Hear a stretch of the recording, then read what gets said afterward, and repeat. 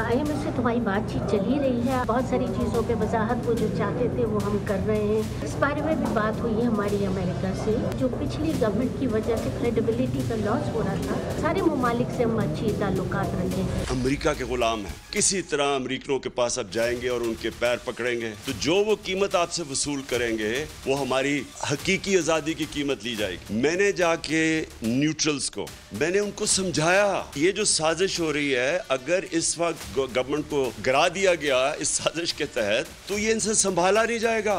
आपने सब ने तैयारी करनी है, मैं आपको कॉल दूंगा, पुरअमन एहतजाज करेंगे जब तक साफ और शफाफ इलेक्शंस की डेट नहीं मिलती। पंजाब के अंदर जो बाई इलेक्शंस है अभी से ही मैच फिक्स करने की सारी तैयारियां हैं। बिजली के बिल आएंगे लोगों के पास जुलाई में, उसके बाद लोगों को अंदाजा होगा कि कितना बड़ा महंगाई का एक बम फटा है। IMF के प्रोग्राम में ये तो 2 महीने से है। हमें जब उन्होंने कहा था कि पेट्रोल और डीजल की कीमत बढ़ाओ तो हमने 10 रुपए कम की थी। मुझे अल्लाह ताला की रात से उम्मीद है कि एक आध दिन के अंदर ही हो जाएगा। IMF का तनख्वाह बढ़ाने से कोई ताल्लुक नहीं है। अगर साहिब सरबत हो गए उनके ऊपर टैक्स लगेगा, लेकिन गरीब आवाम को रिलीफ देंगे। अस्सलाम वालेकुम नाज़रीन, आप देख रहे हैं प्रोग्राम 7 से 8। मैं हूं किरण नाज। IMF से एक आध दिन में मुआहदा हो जाएगा, तनख्वाहदार तबके के लिए इनकम टैक्स रियायत बरकरार रहेगी। वज़ीर ख़जाना ने ये नवीद सुनाई है, लेकिन मईशत पर नाज़रीन बेयकीनी के गहरे बादल इस वक्त मंडला रहे हैं। स्टॉक मार्केट मुसलसल गिरावट का शिकार है। डॉलर 210 रुपये से तजावुज़ कर गया है। दूसरी तरफ वज़ीर मुमलिकत आयशा गौस पाशा ने इस बात की तस्दीक की है कि IMF से डील करवाने के लिए पाकिस्तान ने अमेरिका से मदद मांगी है, जिस पर इमरान खान का कहना है कि अमेरिका से रियायत के बदले में मुल्क की सलामती और आज़ादी पर समझौता करना पड़ेगा। अमेरिकी मदद की पाकिस्तान को क्या कीमत चुकानी पड़ेगी? साथ ही नाज़रीन, इमरान खान ने जल्द मुल्क गिर एहतजाज की कॉल देने का ऐलान कर दिया है। इस पर बात करने के लिए मुझे प्रोग्राम में उस्मा बुखारी साहिबा, मुस्लिम लीग नून की सीनियर रहनुमा ज्वाइन करेंगे। अस्सलाम वालेकुम उस्मा। वालेकुम अस्सलाम। अब उस्मा, IMF डील करवाने के लिए अमेरिका से मदद मांगने की ज़रूरत क्यों पड़ी है? वहाँ से जवाब क्या आया है फिर? बहुत शुक्रिया किरण। मेरा नहीं ख्याल कि आपको इमरान खान साहब इस वक्त जिस ज़हनी हालत का शिकार है, आपको उनकी बातों को सीरियस लेने की ज़रूरत है।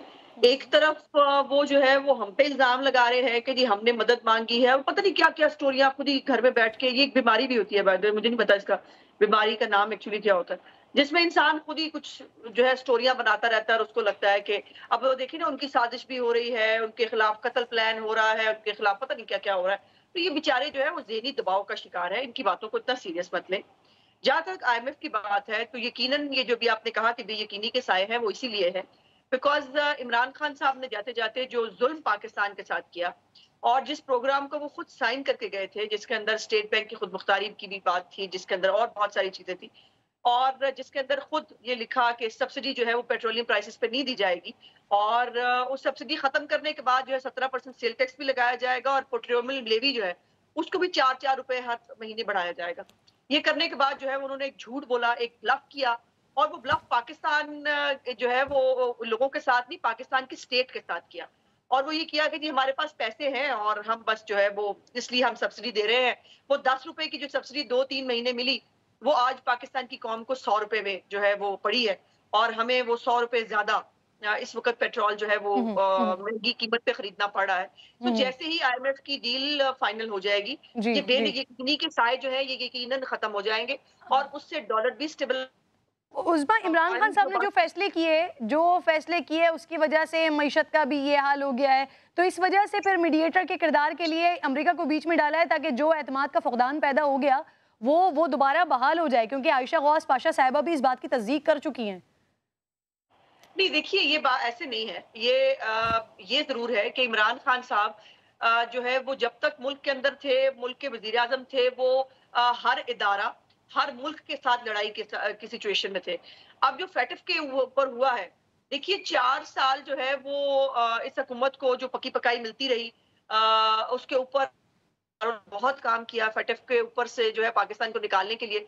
लेकिन वजीर आजम थे तब तक तमाम वही 34 पॉइंट जो हमने पूरे किए हैं, जिसको आज एक्नॉलेज किया जा रहा है, पिछली मीटिंग में उसको एक्नॉलेज करने के बावजूद जो है वो हमें फैटिफ से नहीं निकाला के हवाले से थी कि ये झूठ बोला करते थे, जो वादा वहां करके आते थे वो पूरा नहीं करते थे। तो एक डेफिसिट जो है वो ट्रस्ट डेफिसिट बिल्कुल मौजूद था इमरान खान की हुकूमत के, और पूरी दुनिया को ये पता है, हमें सिर्फ पता नहीं है किरण, पूरी दुनिया को यू टर्न के मास्टर थे, जो वो बात कहते थे वो करते नहीं थे। सो जाहिर है उससे फिर एक मुल्क को नुकसान जो पहुंचा वो मैंने की। सो जो है वो जो प्रोग्राम ये साइन करके गए हैं, हमें बड़ी तकलीफ के काम को पूरा करना है, बिकॉज अदरवाइज उसका मुतहम्मिल में सुना वो कल भी श्रीलंका को बहुत याद कर रहे थे कि पाकिस्तान को श्रीलंका के साथ मिलाने का। कभी वो हमें धमकियां दे रहे थे श्रीलंका बन जाएगा, आज वो कह रहे हैं बस श्रीलंका बनने वाला है और ये होने वाला है। ये किस तरह का लीडर है जो अपने मुल्क को बैंकरप्ट होता देखना चाहता है, जो डिफॉल्ट होता देखना चाहता है, जो ये जो है वो श्रीलंका बनने की जो है वो बद्दुआएं दे रहा है। मैं नहीं समझती कि इस आदमी को लीडर कहा जाना चाहिए। अच्छा, उस्मा मिफ्ता इस्माइल साहब कह रहे हैं कि एक आध दिन में ये मुआहदा फाइनलाइज हो जाएगा आईएमएफ के साथ, लेकिन जो माहिरीन है उनको ये खदशा है कि आईएमएफ 5 साल मुद्दत वाली हुकूमत से मुआहदे करने में इंटरेस्टेड है। तो ऐसी सूरत में और नाकामी हो सकती है, और नाकामी की सूरत में फिर क्या इलेक्शन की तरफ जाएंगे?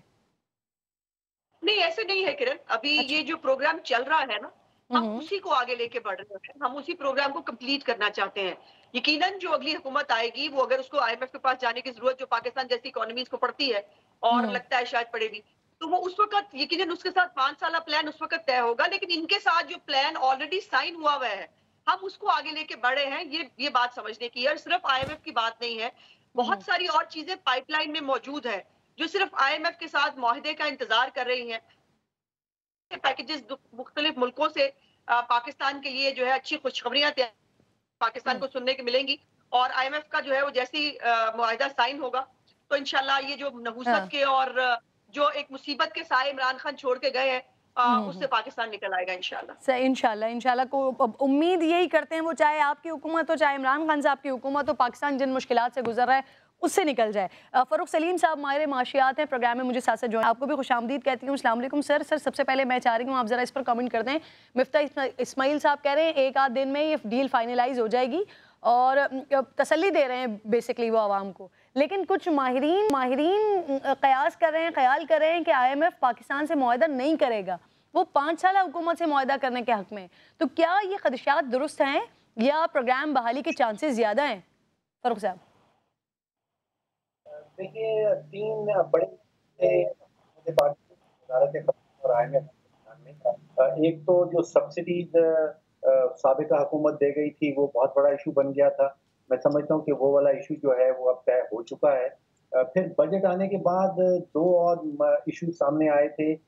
एक तो जो पर्सनल इनकम टैक्स कहलाता है, जिसकी मद में बजट में तकरीबन 47 अरब रुपए की जो है वो छूट दे दी गई थी तनख्वाहदार तबके को।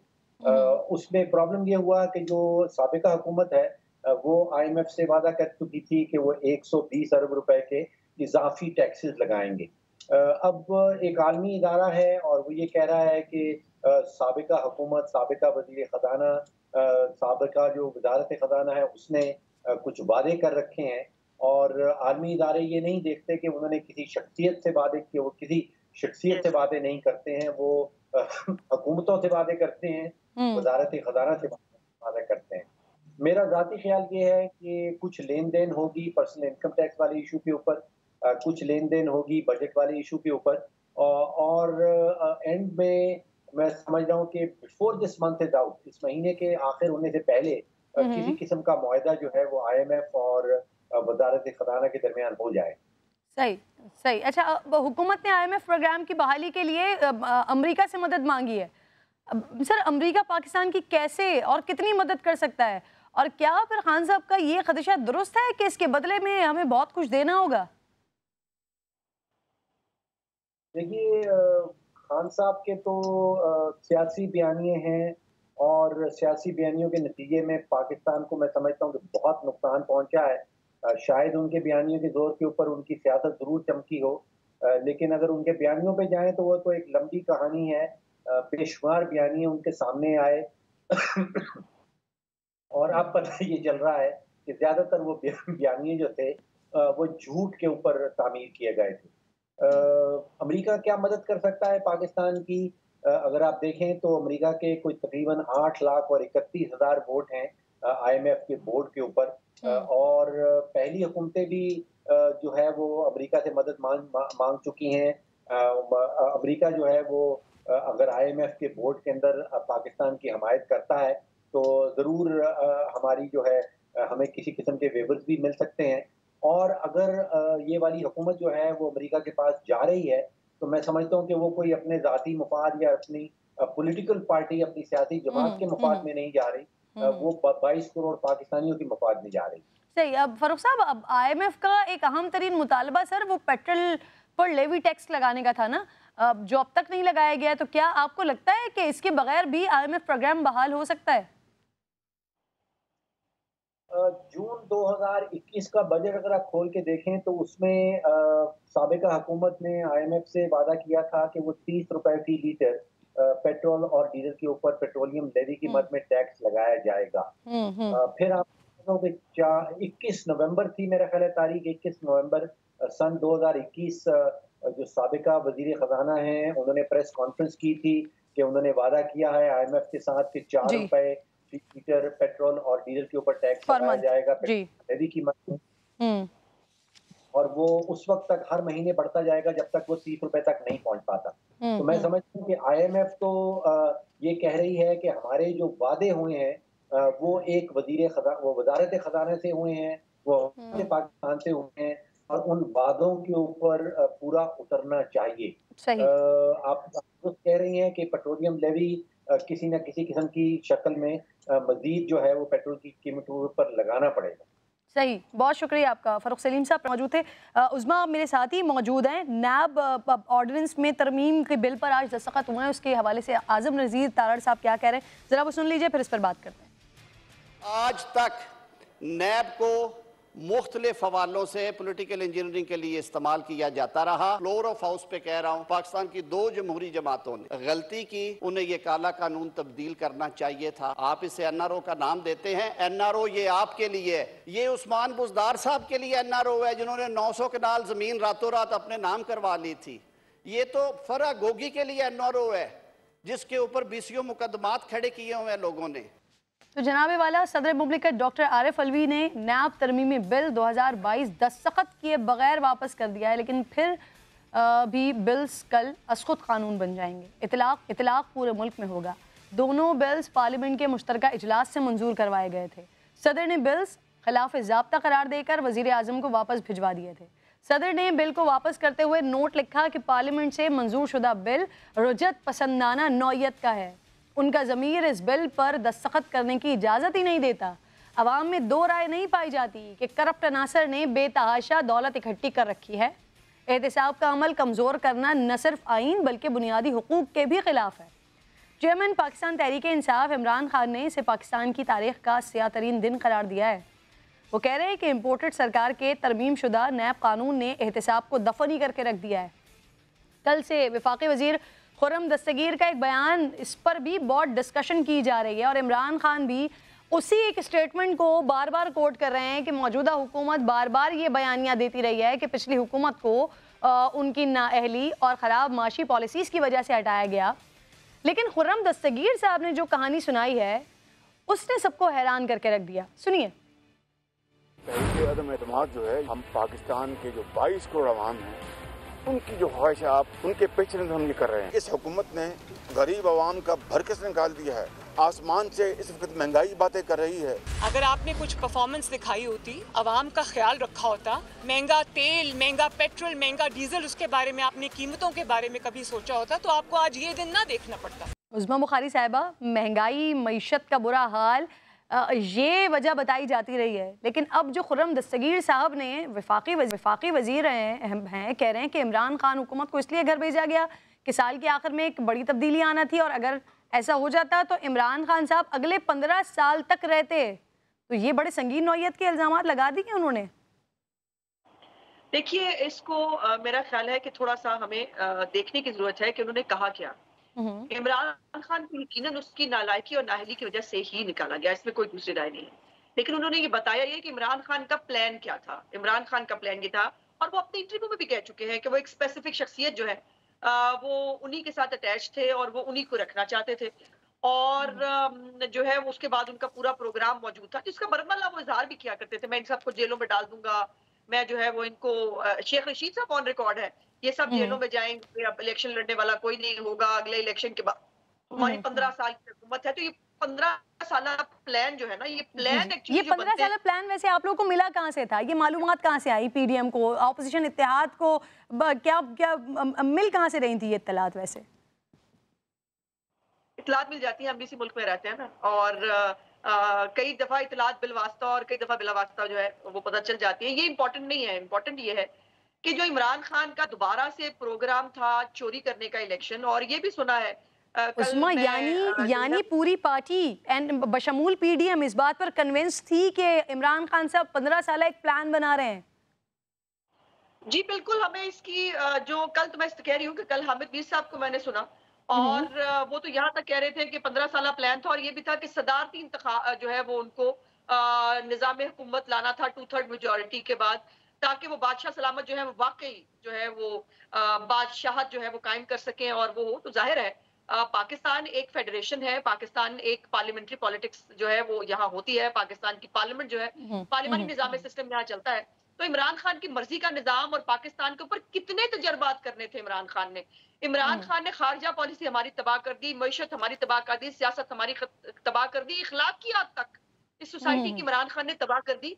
उसके बाद अब उसको क्या हम सदारती निजाम हुकूमत के साथ बादशाह बनवा लेते?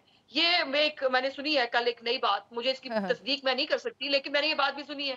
तो बहुत सारी ऐसी बातें हो रही हैं और जो चल रही हैं, लेकिन उनके अपने लोग कहते थे हम 10 साल के लिए आए हैं, हमारे अगले 5 साल भी पक्के हैं, और जिनकी खुद की कारकर्दगी ये थी कि लोग जो है उनके खिलाफ, महंगाई के खिलाफ जो है लोग अपनी, आपने को याद होगा इसी पार्लियामेंट हाउस के बाहर औरतें अपने 4 बच्चे लेकर जो है 4 औरतें अपने बच्चे बेचने के क्योंकि उस्मा आप भी इस बात की तस्दीक कर रही हैं, तो अवाम में ऑब्वियसली इस बात पर क्वेश्चन उठेगा ना कि आप नाअहली और ना तजर्बेकारी का शोर मचाते रहे इस हुकूमत के लिए, और फिर अब आप बता रहे हैं क्योंकि उनका 10-15 साल का प्लान था, इस वजह से उनको वोट आउट किया गया। अथर काज़मी साहब भी मुझे ज्वाइन कर चुके हैं, आपको भी खुशामदीद कहती हूँ, दोबारा आती हूँ आपका कमेंट लेने के लिए।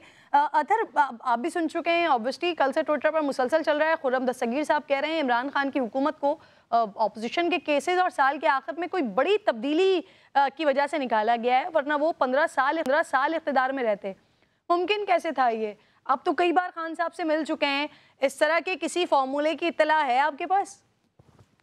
नहीं, मेरे पास तो इत्तला तो नहीं है टू बी ऑनेस्ट, पर ये बड़ा संगीन इल्ज़ाम है, इसलिए कि अभी उस्मा साहिबा ने भी कहा कि इस तरह का प्लान था, तो जिस शख्स के ऊपर ये इल्ज़ाम लगा रहे हैं वो तो अभी भी पाक फौज के सर्विंग जनरल हैं, तो ये कि इसके ऊपर तो फौज को भी अपना मौक़िफ़ वाज़े करना चाहिए, इसलिए कि बुनियादी तौर पे यहाँ पे इल्ज़ाम इमरान खान पे नहीं लग रहा, यहाँ पे इल्ज़ाम लग रहा है पाकिस्तान के इदारों के ऊपर, पाकिस्तान आर्मी के ऊपर, कि उसके अंदर से इमरान खान को मदद की जाएगी और फिर ये मंसूबा बनेगा। इसलिए कि वो कह रहे हैं कि वो नवंबर तक का वेट कर रहे हैं, साल के आखिर में जो कुछ होगा नए आर्मी चीफ तैनात होंगे और उसके बाद ये सब कुछ होगा। तो जो आर्मी चीफ हैं वो पाकिस्तान की आला फौज की जो आला क़यादत है उसी में से होंगे ना, वो यूगोस्लाविया से तो नहीं आएंगे। तो ये बड़ी एक डिस्टर्बिंग चीज़ है, मेरे ख्याल में इदारों को इस तरह मुलविस नहीं करना चाहिए।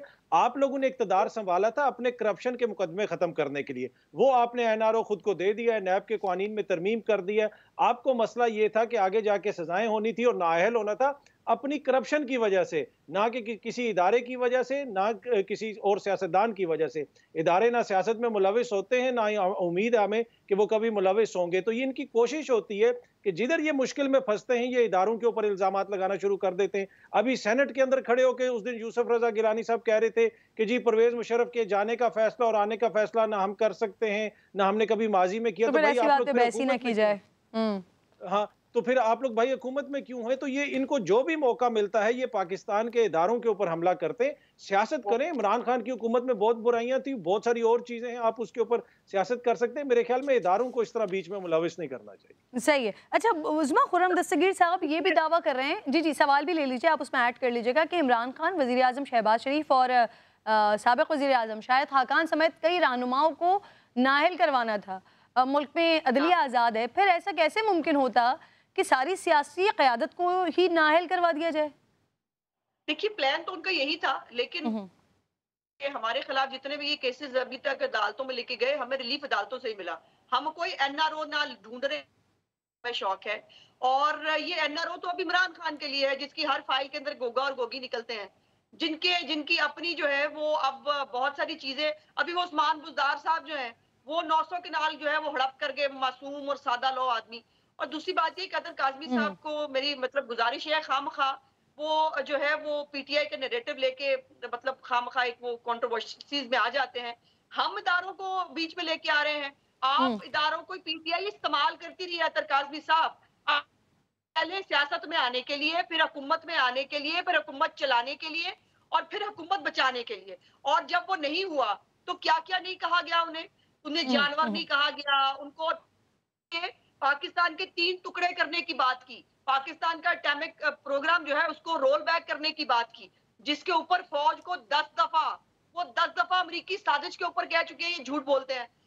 उनको फिर जो वो नहीं होता, वो नदीम रजा साहब को जो है वो आके कहना पड़ा कि पाकिस्तान के एटॉमिक जो प्रोग्राम है उसके बारे में गैर जरूरी गुफ्तगू ना करे। आप तो गालियां देने पे उतरे हैं पीटीआई वाले, जिनको आप डिफेंड कर रहे हैं। हमें कोई शौक नहीं, हम कह रहे थे इदारे अपनी डोमेन में रहें, अल्लाह अल्लाह करके वो हुआ है तो वो ही रहना चाहिए। और ये जो है ये मैं अपनी मर्जी का एक बंदा लगाऊंगा और मैं अपनी मर्जी के उससे फायदे लूंगा, इसको कहते हैं सियासत के लिए इस्तेमाल करना काज़मी साहब। इसको कहते हैं इदारे को सियासत के लिए इस्तेमाल करना, कि एक शख्स जो है वो अपनी मर्जी की अपॉइंटमेंट करके अपनी मर्जी की सियासत और अपने लिए फायदा लेने की कोशिश करे। बिल्कुल उस्मा आपसे ही कह रही है, लेकिन अतर काज़मी साहब क्योंकि एक एनालिस्ट हैं और अपना नजरिया एक रखते हैं, अपने हिसाब से तज्जिया करते हैं। बिल्कुल ठीक है, हम आते हैं वापस। और नैब जो ये तरमीमी ऑर्डिनेंस है जिस पर सदर साहब ने दस्तखत नहीं किया लेकिन फिर भी वो लागू हो जाएगा पूरे मुल्क में, तो एक छोटा सा ब्रेक मुझे लेना है। दोनों मेहमान मेरे साथ ही मौजूद हैं, वापस आते हैं, इस पर बात करते हैं।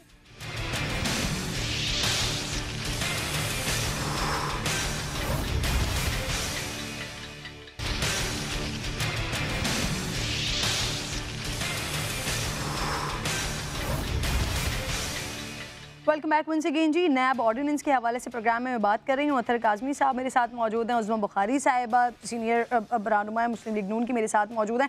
अतर ज़रा ये वाले टॉपिक में आपसे शुरू करती हूँ। ये नैब की वजह से लोगों ने खुदकुशियाँ की हैं, सुप्रीम कोर्ट तक ने नैब के खिलाफ रिमार्क्स दिए हैं कि अगर हुकूमत ने तरमीम करके रिमांड की मुद्दत कम कर दिया है, तफ्तीश मुकम्मल होने तक गिरफ्तारी से रोक दिया है, तो ये नहीं समझते आप ये एक अप्रिशिएट करने वाला इक़दाम है? देखिए इसमें 2 चीज़ें, एक तो ये कि जहाँ तक नैब का ताल्लुक है मुझे नहीं लगता कि नैब का मकसद जो है वो एहतसाब करना है, इसलिए कि अब तक आपको भी पता है कितने सक्सेसफुल केस हमने देखे जो नैब ने किए, और बड़े बड़े केसेस की मैं बात कर रहा हूँ जहाँ पे बड़े बड़े लीडरान के ऊपर इल्ज़ामात लगते हैं। माजी में आपको याद होगा कि डॉक्टर आसिम के ऊपर इल्ज़ामात लगते थे, फिर कोई नई शख्सियत सामने आ जाती है। तो नैब को लगता तो ऐसे ही है कि जैसे मोज़ेज़ अदलिया ने भी एक केस के अंदर ये लिखा भी था और ये ऑब्जर्वेशन भी दी कि इसको पॉलिटिकल इंजीनियरिंग के लिए इस्तेमाल किया जाता है, तो इसमें तो मैं काफ़ी हद तक मुत्तफिक हूँ मौजूदा हुकूमत के बयानिए से। लेकिन इससे ये मतलब नहीं है इसका कि जिनके ऊपर करप्शन के इल्ज़ामात हैं उनसे पूछगछ ना हो, उनको जवाब देना पड़ेगा कि भाई आपके जो बेनामी अकाउंट्स थे उसमें पैसे किधर से आए, आपके ऊपर दीगर जो इल्जामात हैं वो आपको उनके जवाब देने पड़ेंगे। नैब की कमजोरियां, नैब की पॉलिटिकली मोटिवेटेड एहतसाब अपनी जगह पे है, लेकिन जो संगीन इल्जामात हैं नून लीग और पीपल्स पार्टी की क़यादत के ऊपर वो भी सबके सामने उसका जवाब देना पड़ेगा, और वो इसी सिस्टम के अंदर ही अब कोई ना कोई उसका निकालना पड़ेगा कि इसी सिस्टम के थ्रू ही वो प्रोसिक्यूशन होगी। अब कोई न्याय इदारा किस तरह हम बनाएं और किस तरह उसके जरिए करें। ठीक, अतर अब उस्मा एक तो एंगल ये वाला इसका जो मैं अतर से बात कर चुकी हूँ, दूसरी तरफ आप लोगों ने आते ही नैब कानून में तरमीम की है, बारे सबूत सगासा पर डाल दिया है, उसके बाद नैब के लिए केस तकरीबन साबित करना तो नामुमकिन हो जाएगा, खुसूसन बासर लोगों के लिए या हुकूमती ओहदेदारों के खिलाफ। देखिए पहले तो बात यह है कि इस बात को प्लीज ज़हन में रखिए कि हमने कहाँ क्या क्या साबित करना था, हमने 4 साल से किया, और 4 साल हमारा ही तो एहतसाब हुआ है, एहतसाब के नाम पे इंतकाम हुआ है। और हमें जो है वो सिर्फ ऑब्जर्वेशंस नहीं, हर एक आप फैसला उठा के देखिए, शाहिद हकान अब्बासी साहब का फैसला उठा के देखिए जमानत का, एहसन इकबाल साहब का देखिए, जो अपने साद रफीक साहब है उनका देखिए, इवन मरियम नवाज का जो सस्पेंशन का फैसला है उसको देखिए, तमाम के अंदर बात पर मुत्तफिक है और उन्होंने कहा कि ये जो है ये सियासी इंजीनियरिंग का दायरा है, आर्म ट्विस्टिंग के लिए इस्तेमाल किया जाता है, और इस पे जो है वो बगैर जो है वो सबूत के लोगों को 90 दिन के रिमांड पर रखा जाता है। तो पहले तो रेस्ट श्योर कि हम अपनी गवाहियां दे चुके हैं। जिस केस के अंदर आज भी शहबाज साहब और जो है वो हमजा साहब पेश हो रहे हैं, वो वही फैक्ट्स के ऊपर शहजाद अकबर जो है वो एनसीए से मुंह की खा चुके हैं, यही फैक्ट्स वो लेके गए थे और इन इफेक्ट्स में से जो है वो एनसीए ने क्लियर किया कि इनके ऊपर कोई मनी लॉन्ड्रिंग को पता ही नहीं मनी लॉन्ड्रिंग होती क्या है। मनी लॉन्ड्रिंग का इल्जाम लगा देते हैं बस मुंह खोल के। उतने हजार अरब, जितना पता नहीं पाकिस्तान का शायद खजाना में इतने पैसे नहीं होते जितने हजार अरब रुपए का खुद इमरान खान वजीर आजम होते हुए जो है पाकिस्तान पे इल्जाम लगाया करते थे। तो फेडरल से पाकिस्तान कैसे निकलता? इसीलिए पाकिस्तान में निकल सका क्योंकि वजीर आजम जो है वो खुद सियासी मुखालफिन को इंतकाम का निशाना। आपने खुद ये बात कही, तो हुकूमत ने फेडरल कैबिनेट के फैसलों और ठेकों समेत कई दीगर चीजों को नैब के दायरे कार से निकाल दिया है। इस तरह तो फिर एहसन इकबाल साहब, शाहिद खाकान अब्बासी, मिफ्ता इस्माइल साहब, जी कई वुज़रा को फायदा पहुंचेगा क्योंकि उन पर तो केसेस ही इस वजह से बने थे ना उसमें। ये वो शिक है जो इमरान खान साहब ने जो अपना नैब ऑर्डिनेंस जारी किया था, ये उसके अंदर डाली गई थी कि ना जो इकोनॉमिक काउंसिल है उसको देखा जा सकता है, ना प्रोविंशियल और फेडरल कैबिनेट जो है वो उसके फैसलों को देखा जा सकता है। और देखिए आप जो कह रही है ना कैसे वो कैसे होगा कि बिल्कुल, लेकिन उस वक्त आप लोगों ने उन पर तनकीद की थी शिक को निकालने पर। के खिलाफ एविडेंस होता है, उसके खिलाफ साबित करने में कोई मुश्किल नहीं होती, लेकिन जिसके खिलाफ आपको पहले साजिश तैयार करनी पड़े फिर उसके बाद उसके खिलाफ जो है वो आपको इंतकामी कार्रवाई करनी पड़े, वो कैसे साबित नहीं होते। सो जिसके खिलाफ देखिए ना, जो ये इमरान खान साहब ने जो 200 अरब रुपए का उनकी कैबिनेट के समेत जो 200 अरब रुपए का LNG का केस है, जिसके ऊपर मिफ्ता साहब और शायद जो खाकान अब्बासी साहब है, वो $10 पे LNG खरीदने पर इन्होंने मौत की चक्कियों में रखा। ये $30 के ऊपर इन्होंने खरीदा और 200 अरब का जो है वो पाकिस्तान को नुकसान पहुंचाया। इसके जवाब अब इमरान खान ने देने हैं। हमने अपने जवाब दे लिए और हम अपने जवाब अभी भी दे रहे हैं। अब बारी इमरान खान साहब की है, लेकिन हमने फिर भी उनके साथ बहुत, मैं समझती हूँ कि लिहाज किया है। अदरवाइज इमरान खान साहब को जरा 90 दिन का रिमांड झेलना पड़ता ना, तो इमरान खान का कुछ समझ आती कि किसी को जो है वो फिर मैं AC निकाल लूंगा, मैं घर का खाना नहीं आने दूंगा, मैं जमीन पे सुलवाऊंगा, मैं नमाज पढ़ने के लिए कुर्सी नहीं दूंगा। ये अगर इमरान खान के साथ हुआ होता तो पता चलता। अच्छा, जो मैंने याद दिलाया आपको, मुझे आप लोगों का वो मशहूर ज़माना जुम्मन हमने कहा था अब हम भुगत चुके हैं, अब ये लोग भुगते हैं। जलील शर्क़पुरी साहब भी बड़ा इंपॉर्टेंट रोल रखते हैं। पिछले दिनों जो कुछ रहा, उस्मान बुज़दार साहब से मिलते रहे, फंड्स वगैरह भी उनको मिले, उस्मान बुज़दार के लिए अच्छा बोलते रहे, और अब उसके बाद एक बार फिर वो जाकर हमजा शहबाज शरीफ से मिल लिए हैं। हालांकि इन्हीं कोई शो कॉज नोटिस भी किया था मुस्लिम लीग नून ने। सुनिए ज़रा जलील शर्क़पुरी साहब क्या कह रहे हैं, फिर दोनों मेहमान साथ मौजूद हैं, उनसे बात करते हैं। प्रोग्रामों पे जब लोग कहते थे अरब, मैं कहता हूँ नाराज नहीं, वो मेरे से नाराज है, मैं नहीं नाराज। जब वो नाराज थे तो आज खुद उन्होंने अगर 5-6 दिन से कहा कि नहीं कोई ऐसी बात नहीं है। मियां नवाज शरीफ साहब या जुहेल लतीफ़ को कहते हैं यार मियां जुहेल को समझाएं कि हमजा साहब के साथ चलें, तो मैंने कहा जी मेरे वोट का तो फिक्र ही ना करें, मैं आऊँ ना आऊँ, मैं वोट तो सवाल नहीं पैदा होता। जब इमरान खान साहब की हुकूमत थी तभी मैं ये कहता था कि अगर बुज़दार साहब के खिलाफ अदम एतमाद होती है तो मैं अदम एतमाद के साथ नहीं दूंगा। कल को इलेक्शन होता है तो जैसे हमजा साहब हुक्म करेंगे मैं वो करूँगा, ठीक है ना। अब उनकी मेहरबानी है कि उन्होंने खुद पैगाम भेज के अब अगर बनवा लिया तो वो उनकी मोहब्बत है। उस्मा शर्क़पुरी साहब कह रहे हैं मैंने वाजे कहा था कि उस्मान बुज़दार के खिलाफ अदम एतमाद आती है तो वोट दूंगा। कैसे हो गया ये मौजज़ा? मेरा ख्याल है किरण, मेरे से तो इस टॉपिक पे अगर आप ना ही पूछे तो बेहतर होगा। मैं इसके ऊपर बात नहीं करना चाहती, लेकिन एक फैक्ट तो है कि शर्क़पुरी साहब जो है वो चेयर के निशान पे जीत के आए थे और पार्टी को उनका वोट वापस करना उनकी आईनी जिम्मेदारी है। और अब तो सुप्रीम कोर्ट का फैसला भी आ गया है, सो इनके पास कोई और ऑप्शन नहीं था। लेकिन इसके आगे शर्क़पुरी साहब हो, वो अंसारी साहब हो, ये जो लोग भी हैं, इनके बारे में मेरी राय थोड़ी मुख्तलिफ है। मुझसे इस बारे में ना पूछें तो बेहतर है। सही है, आप भी इस पे ज़रा कमेंट कर दीजिए, ये क्या हुआ है? जलील शर्क़पुरी साहब मुस्लिम लीग नून की जानिब से इनको शो कॉज भी किया गया। मुझे याद है काफ़ी गुस्सा पाया जा रहा था जमात के अंदर, लेकिन अब वो आ गए हैं और कह रहे हैं कि अगर अदम एतमाद की तहरीक आती तो फिर वो वोट तो उस्मान बुज़दार साहब के खिलाफ ही देते।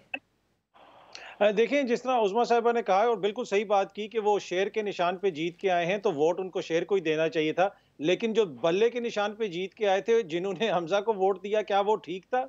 क्या वो असूलन ठीक था? जिन लोगों की वजह से आज हमजा साहब मुंतखब हुए हैं, तो इसके ऊपर भी उस्मा साहब को थोड़ा सा, साहिबा को थोड़ी सी रोशनी डालनी चाहिए कि खुद तो आप लोगों ने उनके वोट ले लिए, बल्ले वालों के वोट लेके ही आज हमजा बने हैं। तो बाकी ये मैं बुनियादी तौर पे उनसे बिल्कुल मुत्तफिक हूँ कि आप जिस जमात से जीत के आते हैं उसी के नाम पे आप वोट लेते हैं, तो आपका वोट उन्हीं की अमानत होती है। हाँ, आप मुस्ताफी हों, नए इलेक्शन लड़ें, जिस मर्जी जमात में शामिल हो, वो आपका जमहूरी हक है। आप अपनी जमात से इख्तलाफ भी कर सकते हैं, वो भी आपका जमहूरी हक है। बिल्कुल ठीक है। आप दोनों मेहमानों का आपका बेहद शुक्रिया, प्रोग्राम में साथ मौजूद थे। एक छोटा सा ब्रेक ले रही हूँ, ब्रेक के बाद वापस आती हूँ। तो साबिक वज़ीर आला पंजाब उस्मान बुज़दार साहब, उनके ऊपर पहला मुकदमा दर्ज हुआ है करप्शन का, इस पर बात करूंगी तफसील से।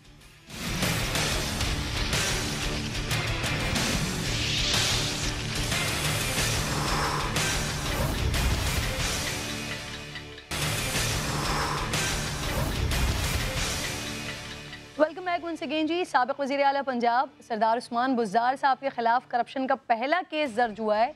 साबिक वज़ीर आला पंजाब पर इल्ज़ाम यह है कि उन्होंने 474 केनाल सरकारी ज़मीन जालसाजी के ज़रिए अपने नाम मुंतकिल करवाई है। महकमा एंटी करप्शन पंजाब ने साबिक वज़ीर आला के 2 भाइयों ताहिर बुज़दार और उमर बुज़दार के भी मुकदमे में इनको भी नामजद किया है। 4 साल के दौरान साबिक वज़ीर आला के असासे 100% से ज़ायद बढ़ गए हैं। उस्मान बुज़दार साहब ने जब वज़ारत आला संभाली तो उनके पास सिर्फ 5 लाख रुपए कैश था, जो 2020 में 1 करोड़ 60 लाख रुपए तक पहुंच गया और असासों की मालियत 6 करोड़ से भी ऊपर चली गई। इस पर बात करने के लिए मेरे साथ मुझे सबसे पहले अरशद अली समा टीवी के नुमाइंदे हैं, ज्वाइन कर रहे हैं। उनसे डिटेल्स लेती हूँ उसकी। बहुत शुक्रिया अरशद आपका 7 से 8 में आने के लिए। पहले मुझे ये बताइए, मुकदमा दर्ज होने के बाद उस्मान बुज़दार साहब ने अदालत से रुजू किया है, उन्हें कब तक गिरफ्तारी से रोका गया है और क्या इस केस में उस्मान बुज़दार के भाइयों ताहिर बुज़दार और उमर बुज़दार का क्या किरदार है? जी बहुत शुक्रिया किरण। इसमें सबसे पहले जो है वो उस्मान बुज़दार ने चूँकि अब अपनी हफाजती ज़मानत जो है वो ले ली है और लाहौर हाई कोर्ट के बहावलपुर बेंच से जो है वो उनकी हफाजती ज़मानत मंजूर हुई है। और जो मुकदमे की 2 कॉपियाँ हैं, जो 2 मुकदमात दर्ज हुए हैं, उनमें वाज़िया तौर पर जो है वो 900 से ज़ायद जो अराज़ी है, सरकारी अराज़ी है, इन्होंने उस्मान बुज़दार ने अपने 2 भाइयों समेत और अपने चचाजाद कज़नों समेत जो है वो उन पर जो है वो साज़बाज़ होकर जो है वो अपने नाम करवाई हैं। ताहम जो है वो टोटल इस FIR में, दोनों FIR में 8 मुल्ज़मान को नामजद किया गया है। उस्मान बुज़दार समेत एक FIR में 6 मुल्ज़म नामजद हैं, जबकि उनके कज़न जाफ़र और अयूब बुज़दार हैं, जो कि उनके चचाजाद भाई बताए जा रहे हैं। उनके ख़िलाफ़ जो है वो उन FIR में 2 जो है वो मुल्ज़मान को नामजद किया गया है। मजमूई तौर पर जो अराज़ी है वो 471 कनाल एक FIR में है, जबकि दीगर जो है वो 900 कनाल मजमूई तौर पर जो है वो बताई जा रही है, जिनके ऊपर जो है वो साज़बाज़ किया गया है। इस FIR के मतन में ये भी वाज़िया तौर पर लिखा है कि इन तमाम अफराद ने जिनके ऊपर जो है वो मुकदमा दर्ज किया गया है, इन्होंने रेवेन्यू अफसरान पटवारियों के साथ मिलकर जो है वो सरकारी अराज़ी को जो है वो अपने नाम करवाया है। और इसके साथ साथ ये भी लिखा गया है कि रेवेन्यू कानून के मुताबिक जो है वो अगर कोई फ़र्द जो है वो 12.5 एकड़ ज़मीन अपने नाम का मालिक है, अपने नाम पे रखता है, तो लिहाजा वो मज़ीद सरकार की ज़मीन जो है वो होल्ड उसके ऊपर जो है वो अलॉट उसको नहीं की जा सकती। ताहम जो है वो जाफ़र बुज़दार और इसके साथ साथ उनके कज़न जो है वो इससे ज़्यादा के ज़मीन के मालिक थे, लेकिन उसके बावजूद उन्होंने नसीर भी साथ मौजूद है मेरे खुसूसी। बहुत बहुत शुक्रिया आपका आसिम। महकमा एंटी करप्शन ने उस्मान बुज़दार के खिलाफ सरकारी इराज़ी जालसाजी से हथियाने का मुकदमा तो दर्ज कर लिया है। अब किस जगह पर है ये इराज़ी, इसकी मालियत क्या है, उस्मान बुज़दार साहब ने कैसे इसको अपने नाम पर मुंतकिल किया है? बिल्कुल इस वक्त किरण ये एक बड़ा होशरुबा सा कह सकते हैं हम कि जो इंकशाफात हैं, ये अभी तो इसमें ये पहली किस्त आई है और 2 मुकदमे दर्ज हुए हैं। इनमें मैं थोड़ी सी तोसी कर दूं कि जो जाफ़र और अयूब ये सगे भाई हैं उस्मान बुज़दार के, और एक इस मुकदमे में आगे जाके आप देखें, हम बल्कि समा आज ही अपने नाज़रीन को देगा कि अयूब बुज़दार 1982 में पैदा हुए हैं। 1982 में ही उनके नाम की गिरदवारी निकल आती है कि अभी वो एक पैदा हुआ बच्चा वो आते ही ज़मीन का मालिक बन गया, जबकि तमाम जो कागजात थे, मेरी बात हुई बड़े अहम शख्सियात के साथ और उन्होंने बताया कि ना सिर्फ RD जो DG खान है उनसे उन्हें 72 घंटे की डेडलाइन दी गई है कि इन तमाम मुल्ज़िमान की गिरफ्तारी के लिए छापे भी मारे जाएँ और जो शामिल तफ्तीश हो रहे हैं हाई कोर्ट के ऑर्डर्स के ऊपर, जिनमें उस्मान बुज़दार सर फहरिस्त है, इन्हें 72 घंटे के अंदर अंदर समन करके इन लोगों को शामिल तफ्तीश करें, इनमें चीज़ें लिखें। आपने मालियत की बात की है, मालियत जो है इसका DC रेट निकाला जाए तो जो ये जो ज़मीन बताई जा रही है ये तकरीबन 10 करोड़ की DC रेट के मुताबिक है, लेकिन ये 20 करोड़ से भी भी जायद इसकी, अगर हम इसे डबल भी कर दें 20 करोड़ से जायद है। और एक और चीज़, 1986 के अंदर इन्होंने इसे कब्जा किया और इसमें 1986 में से लेकर आज 2022 तक जो इन्होंने वहां पर काश्त किया, जो वहां से पैसा कमाया, अभी उसकी रिकवरी भी होनी है। अच्छा। और वो रिकवरी भी जो है वो करोड़ों में बताई जा रही है। और उसका भी तखमीना लगाने के लिए डीसी और जो रेवेन्यू के हुकाम है उन्होंने उस पर भी अपने काम शुरू कर लिए। 72 घंटों का टास्क दिया गया है इस केस के हवाले से। उसके साथ साथ इस केस में देखिए सिर्फ ये 2 मुकदमे नहीं है या सिर्फ ये चंद एकड़ या चंद सौ एकड़ जमीन का मामला नहीं है। इसके अलावा भी आसिम साहब, जो तहकीकात में उस्मान बुज़दार और फराह खान का भी कोई गठजोड़ सामने आया है कि जो तहकीकात हुई हैं? बिल्कुल बिल्कुल बिल्कुल, मैं इसी तरफ आ रहा था कि अभी अजब करप्शन की गजब कहानी में नया मोड़ आना है। फराह गोगी के खिलाफ 3 मुख्तलिफ जो इंक्वायरीज हैं वो इस वक्त तकमील के करीब है। अच्छा। और उन पर भी इनके खिलाफ जो है मुकदमात कायम होने और उसमें भी होशरुबा चीज़ें मिल गई हैं। कई ऐसी प्रॉपर्टीज हैं कि जो कि मेंशन ही नहीं की थी और फ्रंट मैनों के नाम पर ली हुई थी। उसके अलावा जो कैपिटल मार्केटिंग हमारी कंपनी पंजाब में बनी हुई है जो कि ये तमाम ठेके वगैरह अलॉट करती है, आपके जो लाइफ स्टॉक है उसके भी जो ठेके दिए जाते थे फराह गोगी, उसमें भी जो कमीशन लेती थी उसके भी सबूत मिले हैं। उसके अलावा इन्हें कमर्शियल प्लॉट्स, इंडस्ट्रियल प्लॉट्स भी मिले हैं। इंडस्ट्रियल प्लॉट्स की आप वैल्यू समझ सकती हैं कि अगर वहां पर 1 कनाल का प्लॉट है तो अगर आम जो है रिहायशी प्लॉट की कीमत अगर 2 करोड़ है तो वो 10 करोड़ से भी ज्यादा उसकी। खान साहब के जुमले मुझे याद है, इंतहाई सादा गरीब हूँ और एक ऐसे जिले से उठाकर लाए थे कि जो अपनी खामियों को समझते हुए पंजाब के लिए बेहतरी करेंगे, लेकिन ये जो कुछ कच्चा चट्टा सामने आ रहा है अपने लिए बड़ी बेहतरी कर गए। बहुत बहुत शुक्रिया आपका आसिम नसीर साहब। लेट्स सी कि इसके ऊपर तहकीकात होती हैं तो मजीद क्या चीज़ें सामने आती हैं। प्रोग्राम का वक्त खत्म हो गया है नाज़रीन, से इंशाल्लाह मुलाकात होगी कल। अपना ख्याल रखिए, अल्लाह निगहबान।